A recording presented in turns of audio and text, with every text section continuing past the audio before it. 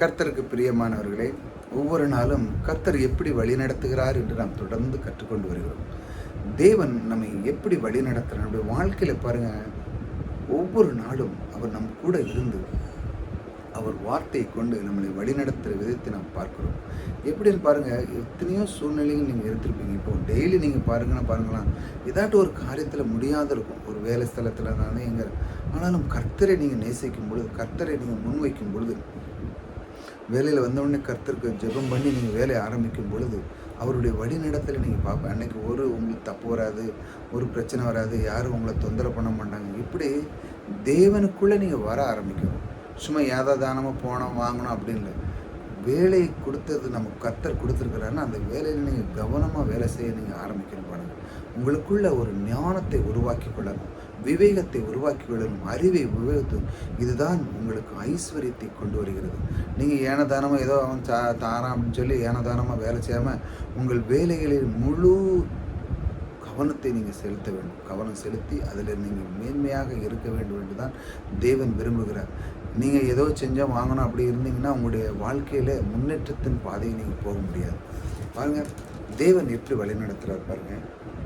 ஞானமாகி நான் விவேகத்தோடு வாசம் பண்ணி நல்யுக்திக்கான அறிவுகளை கண்டடைகிறேன். பாருங்கள், ஒரு மனிதனுக்கு ஞானமாகி நான் விவேகத்தோடே வாசம் பண்ணுவேன். ஒரு மனுஷன் ஒரு வேலை ஸ்தலத்திலேயோ இருக்கிறான்னு வச்சாங்கன்னா அவன் ஞானமாக எப்படி பாருங்கள், அது என்ன பண்ண ஞானமாகி நான் விவேகத்தோடு அவனுக்கு எப்படி பேசணும், அந்த இடத்துல சபையில் எப்படி பேசணும், அதை எப்படி ஹேண்டில் பண்ணணும், எப்படி நான் அவன் விவேகத்தோடு செய்கிறான்.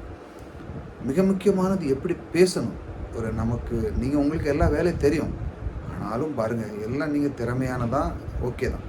ஆனால் நீங்கள் பெரியவங்களுக்கு உங்களை விடையும் கொஞ்சம் ஹை லெவலில் இருக்கிறவங்களுக்கு எனக்கு தெரிஞ்ச வேலை அவனுக்கு தெரியலையே அப்படின்லாம் இல்லை. உங்களுக்கு ஒரு பதவிக்கு மேலே இருந்தீங்கன்னா அவன் என்ன தெரியுதோ தெரியலையோ, ஆனால் அவங்களுக்கு நீங்கள் ஹானர், அதாவது ஒபே பண்ண வேண்டியது மிக மிக மிக முக்கியம். ஏனென்றால் அங்கே தான் ஆசீர்வாதத்தை தேவன் வைத்திருக்கிறார். பாருங்கள், ஆதி ஆமில் நீங்கள் பார்த்தீங்கன்னா தேவன் மனிதனை உண்டு பண்ணி, ஆதாமை உண்டு பண்ணி அந்த கனியை சாப்பிடாதுன்னு சொன்னார்.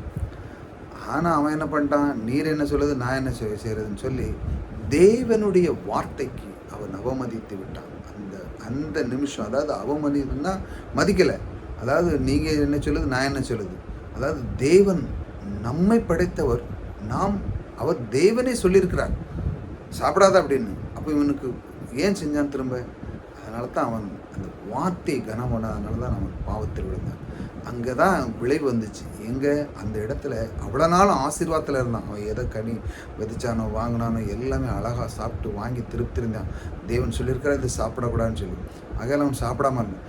என்னைக்கு தேவன் அவர் என்ன சொல்கிறார், நான் என்ன இப்படி கேட்குறதுன்னு சொல்லி அவன் அதை சாப்பிட ஆரம்பித்தாலும் அன்று முதல் அவன் பாவத்தில் விழுந்தான். அப்பொழுது தான் அவன் ஆசீர்வாதத்தை இழந்தான். அதுக்கப்புறம் தான் அவன் முள் குறுக்கு எல்லாம் பண்ணி அவனுடைய வேலை ரொம்ப வேர்வை சிந்தி சம்பாதிச்சு இந்த மாதிரி ஆச்சு. ஆனால் அந்த மாதிரி சூழ்நிலையில் இருந்த மனிதனை தேவன் மறுபடியுமா கிறிஸ்து மூலமாக நம்மை ஏற்றுக்கொண்டு நமக்குள்ளே அவர் கிறிஸ்துவை உள்ளே வைத்து, இனிமேல் அவன் இழந்ததை நீ இழந்துடாதப்பா அப்படின்னு சொல்லி உங்களுக்கு இப்பொழுது அற்புதமாக கிறிஸ்து பரிசுத்தாவி எல்லாம் உங்களுக்குள்ளே வைத்து ஒரு பெரிய பேக்கேஜ் வச்சு உங்களுக்கு அனுப்பி கர்த்தர் வச்சிருக்கிறார். ஆகையால் நீங்கள் இப்பொழுது அறிந்து கொள்ள வேண்டும், அதை பற்றி வெளிப்படுத்துகளை நீங்கள் காண வேண்டும். கிறிஸ்துவை நீங்கள் அறியும் பொழுது என்ன நடக்க பாருங்க, ஞானமாகி நான் விவேகத்தோட வாசம் பண்ணும் பொழுது என்ன நடக்க பாருங்க, நல்லுக்திக்கான அறிவுகளை கண்டடைகிறேன். நல்லுக்தி, அதாவது என்ன பேசணும், எப்படி இருக்கணும், அதன் மூலமாக எனக்கு என்ன கிடைக்க போகுது. ஒரு இடத்துல இருந்து நம்ம சும்மா ஏனதானமாக பேசாமல் பெரியவங்ககிட்ட இருந்து அவங்க கேட்டதுக்கு மட்டும் பதில் கொடுத்தாங்கன்னு வச்சாங்களாம், உங்களுக்கு என்ன தேவைன்னு அவர் அறிந்தவர்கள் உங்களுக்கான காரியத்தை உடனே செய்து முடிப்பாங்க. எப்பொழுது நீங்கள் கேட்கணும். அதாவது ஒருத்தர் பேசுகிறாங்கன்னா முதல்ல நீங்கள் லிசன் பண்ணணும், கேட்டுட்டு தான் பதில் கொடுக்கணும். சில பேர் அவங்க பேசிகிட்டு இருக்கும்போதே இன்டர்ஃபியர் ஆகிறாங்க, பேசக்கூட அது அப்படி இல்லை அது எப்படின்னு. முழுமையாக முதல்ல கேட்கணும். முதல்ல நான் சொல்கிறது கேளுப்பா அப்படின்னா என்ன அர்த்தம்னா நீ ஒபே பண்ணுன்னு அர்த்தம். அங்கே தான் இருக்க ஆசீர்வாதம். தேவன் சொல்கிறாரு, நான் சொல்கிறத நீ கேளு அப்படின்னா நான் சொல்லும் பொழுது அதுக்கு நீ கீழ்ப்படி என்று அர்த்தம். அங்கே தான் ஆசீர்வாதத்தை வைத்திருக்காரு தேவன். அதே போல தான் செஞ்சார். அதை சாப்பிடான்னு சொன்னார், நான் சொன்னதை செய். அவன் ஒபே பண்ணாதனால தான் அவன் ஆசீர்வாதத்தை இழந்தான். ஆனால் நம்முடைய தேவன் எப்படி கற்றுக் கொடுக்கிறார், ஞானமாகி ஞானத்தோடு ஞானமாகி நான் விவேகத்தோடு வாசம் பண்ணும்போது எனக்கு என்ன நடக்குது? நல்லயுக்திக்கான அறிவுகளை நான் கண்டடைகிறேன். எப்படிலாம் வாழணும், எப்படி இருக்கணும், எப்படி சந்தோஷமாக இருக்கணும், எந்த இடத்துல நான் என்னுடைய வாழ்க்கையை தொடங்க வேண்டும், எப்படி நான் வீடு எடுக்கணும், எப்படி வாகனம் எடுக்கணும், நான் யார்கிட்ட எப்படி பேசணும், வேலை ஸ்தலத்தில் நான் எப்படி இருக்கணும், பெரியவங்களுக்கு நான் எப்படி ஆனர் பண்ணணும், இப்படிலாம் ஒரு நல்லயுக்தி, அதாவது நல்ல ஒரு திறமையான அவங்களுக்குள்ளே வந்துடும். எப்பொழுது? கர்த்தரோடு கூட இருக்கும் பொழுது. அவர் நமக்கு எல்லா விதத்திலையும் அவர் கற்றுக் கொடுக்கிறார். இப்படித்தான் உங்களுக்கு கற்றுக் கொடுக்கிறார். ஒவ்வொரு நாளும் அவர் எப்படி உங்களை வழி நடத்துகிறார் என்றால், அவருடைய வார்த்தை கொண்டு நீ இப்படி இப்படி இருப்பார், ஞானம் அறிவு பெற்றுக்கா, ஆகையால் மற்றவர்களுக்கு நீ கனம் பண்ணதை விட்டு விடாதே.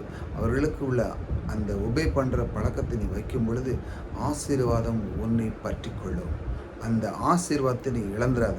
அந்த ஆசீர்வாதத்தை இழந்துச்சுன்னா உன்னுடைய வாழ்க்கையில் நீ ரொம்ப கஷ்டப்படுவார். தேவனுடைய கிருபையை பெற்றுக்கொள்ளும். மனிதனுக்கு பாருங்கள், நிறைய பேர் தன்னுடைய கிரியினாலேயே வாழ ஆரம்பிக்கிறாங்க. நான் இதை செய்வேன், அதை செய்வேன், கோயிலுக்கு அப்படி செய்வேன், இப்படி செய்வேன். அவங்களுக்கெல்லாம் அந்த மாதிரி கிரியில் ஒன்றுமே கிடைக்கவில்லை. தேவனுடைய கிருபை, அதாவது என் கிறிஸ்து எனக்குள்ளே இருக்கிறார்.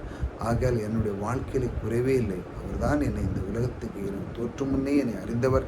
ஆகையால் நான் இந்த கிறிஸ்து எனக்குள்ளே இப்போ வாசம் பண்ணுகிறார். ஆகையால் நான் என்னுடைய வாழ்க்கையில் என்னதை நான் செய்யணும், எதை செய்யக்கூடாது என்று எனக்கு கற்றுத்தந்த அந்த தேவனே எனக்குள்ளே இருக்கிறார்னு சொல்லி ஒவ்வொரு நாளும் இந்த மாதிரி வார்த்தைகளை பேசும் பொழுது அவருடைய வழிநடத்தல் நீங்கள் அறிந்து கொள்ளுங்கள். ஆகையால் நீங்கள் இந்த மாதிரி வார்த்தைகளை பேசும்போது கவனமாக பேசி அவருடைய ஞானமாக அதை கற்றுக்கொள்ளும் பொழுது கர்த்தர் உங்களோடு கூட இருக்கிறார். ஆகையால் ஒரு நாளும் குறைந்து போகாமல் அது மூலமாக என்ன கிடைக்கிறது? அவனுக்கு பாருங்கள், நல்லயுக்தியான அறிவுகளை அவன் கண்ட நல்ல யுக்திகளை நீங்கள் பெற்றுக்கொள்ள தேவன் உங்களோடு கூட இருக்கிறார். ஆகையால் புதுதாக வந்து சப்ஸ்கிரைப் பண்ணிஞ்சாங்க. தொடர்ந்து இந்த கர்த்தர் எப்படி வழி நடத்துகிறார் என்று நாம் தொடர்ந்து பார்ப்போம். கர்த்தர் உங்களோடு கூட இருக்கிறார். கர்த்தர் உங்களை ஆசீர்வதிப்பார்.